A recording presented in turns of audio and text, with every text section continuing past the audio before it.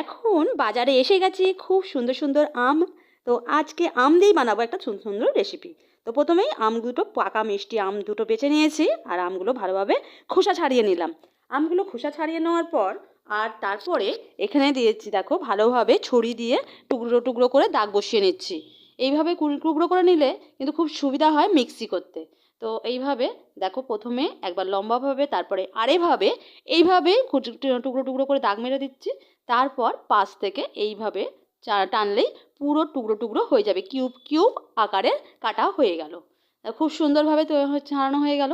এইভাবে আটিটাকে বাদ দিয়ে পুরো আমটাকেই চেঁচে নেব। আমটাকে চেঁচে বার করে নেব।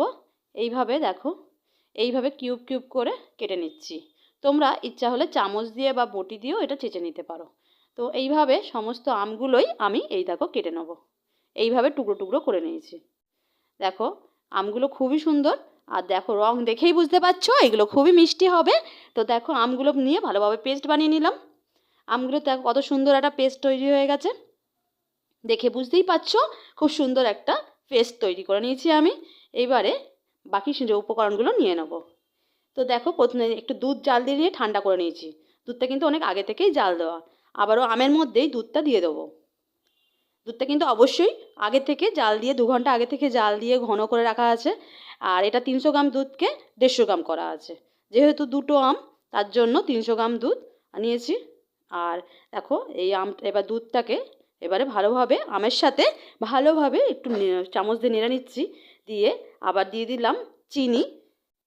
চিনিটা পরিমাণ মতন দিলাম, কারণ আমটাও মিষ্টি আছে। আর তার সঙ্গে চিনি দিলাম।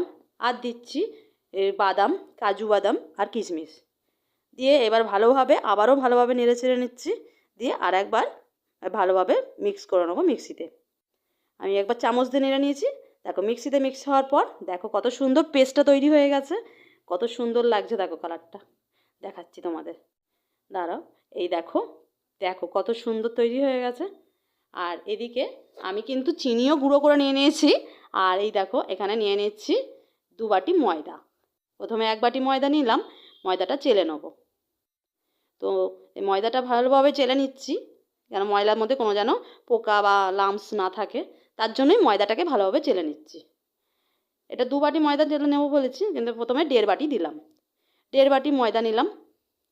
1.5 বাটি ময়দা ভালোভাবে চেলে নেওয়ার পর এবারে চিনি গুঁড়োটা নিয়ে নেব। চিনি গুঁড়োটাও বাটির মাপ করে নিয়ে নিচ্ছি। দেখো চিনিটাও ওই একই বাটির মাপ করেই চিনিটাও নিয়ে নিলাম। চিনিটাও ভালোভাবে আবারও ছাঁকুনির সাহায্যে ছেঁকে নেব। দেখো এইভাবে ভালোভাবে ছেঁকে নিলে কি হয়, ভেতরে দলা পাকানোটা থাকে না। আর চামচ দিয়ে নেড়ে নেড়ে দিলে পুরোটাই ঢুকে যায়। তো আমি ওখানে দেখো ভিডিওটা হয়েছে, কিন্তু ওখানে 1.5 বাটি আমি চিনি দিয়েছি। এবারে আমটাকেও আমি দিয়ে দেবো। এবারে ময়দার সাথেই আমটাকে ভালোভাবে মিক্স করে নিচ্ছি। এবারে চিনি, ময়দা আর আম তিনটেকেই ভালোভাবে মিক্স করছি। আর দিয়ে দিচ্ছি এই বাটিরই হাফ বাটির বেশি, মানে প্রায় 1 বাটির কাছাকাছি তেল, সাদা তেল। এটা সাদা খাবার তেল, যে রান্নার তেল হয় সেই রান্নার তেলটাই দিলাম। তো দেখো এগুলো সবগুলো আবারও ভালোভাবে মিক্স করতে হবে।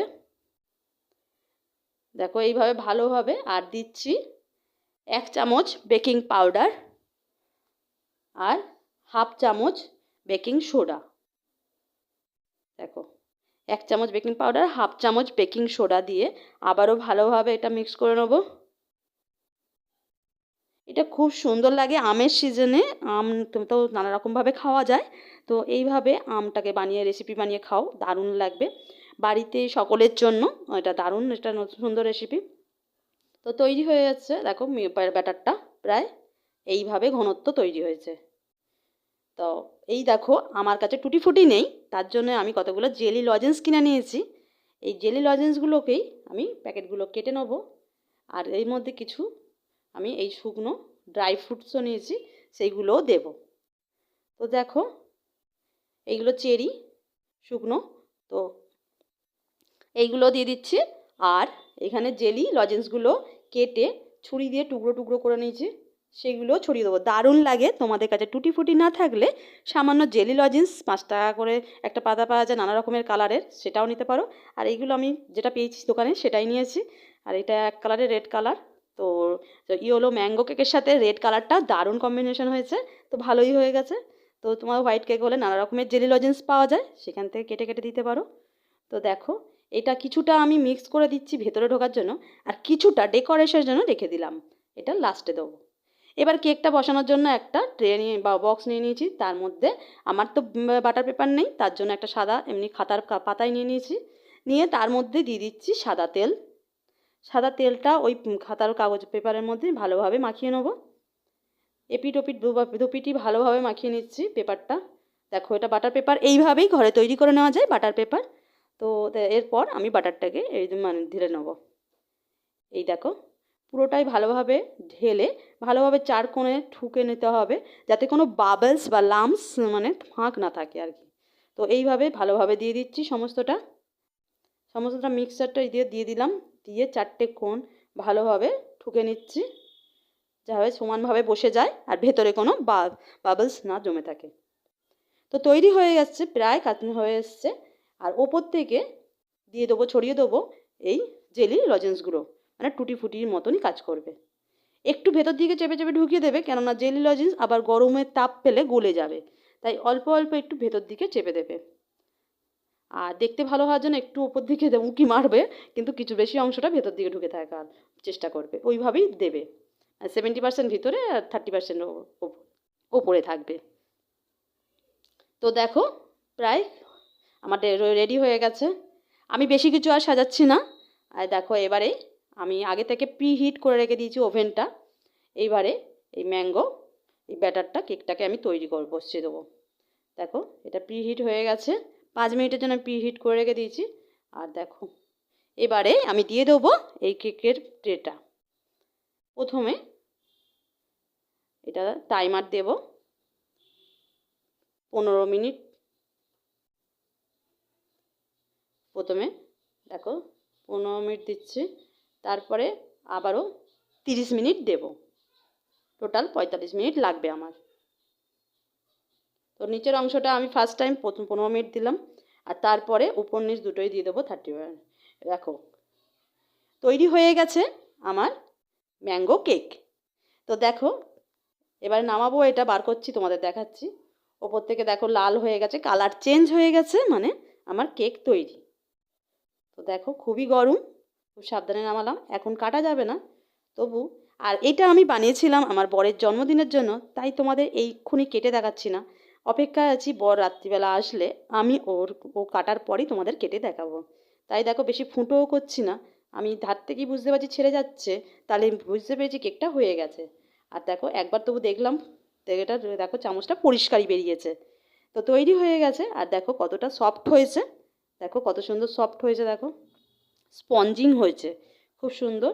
দেখো হাত দিয়ে বোঝা যাচ্ছে খুব সুন্দর স্পঞ্জিং হয়েছে, মানে কেকটা আমার রেডি। এবার একটু ঠান্ডা করার অপেক্ষা, তো আমি রেখে দিলাম, এটা ঠান্ডা হওয়ার অপেক্ষা। তো এটা ঠান্ডা হলে আমি এটাকে কেটে তোমাদের দেখাবো কেমন হয়েছে। পরের জন্মদিনে বাইরের কেকও কেনা হয়েছিল, দোকান থেকেও কেক আনা হয়েছিল, সঙ্গে আমার হাতে তৈরি কেকটাও দিয়েছিলাম। বরমশাই কেটে দেওয়ার পর তোমাদেরকে আমি কেটে দেখাচ্ছি কেমন হয়েছে কেকটা। তো দেখো এবার আমি তোমাদেরকে এক পিস কেটে দেখাচ্ছি। খুবই সফট হয়েছে আর খুবই মানে টেস্টি একটা স্মেল, এটা খুব সুন্দর একটা স্মেল হয়েছে, যেটা আমের সিজনে খুবই ভালো লাগে। তো তৈরি হয়ে গেছে আমার ম্যাঙ্গো কেক। তো দেখো ভিডিওটা ভালো লাগলে অবশ্যই এটা লাইক করে আমার পাশে থেকো, আর কেমন হয়েছে অবশ্যই কমেন্ট করে জানাও। ভালো লাগলে অবশ্যই তোমরাও বাড়িতে বানাও। আর এই যে দেখো, আর যারা নতুন দেখছো আমার চ্যানেলটা সাবস্ক্রাইব করে দিও। তো টাটা, আজকের মতন ভিডিওটা এখানেই শেষ করব।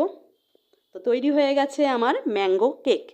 আমের সিজনে একবার অন্তত এটা বানিয়ে দেখো, বাড়িতে তো আম থাকে, আম পচে নষ্ট হয়ে যাবে, তো তার আগেই আমগুলো পেকে গেলে খুবই মিষ্টি হয়ে যায়, তো সেই অবস্থাতে আমগুলোকে কেক বানিয়ে নিতে পারো। তো আজকের মতন এখানেই আমার রেসিপি শেষ করলাম। সবাই খুব ভালো থাকবে, টাটা।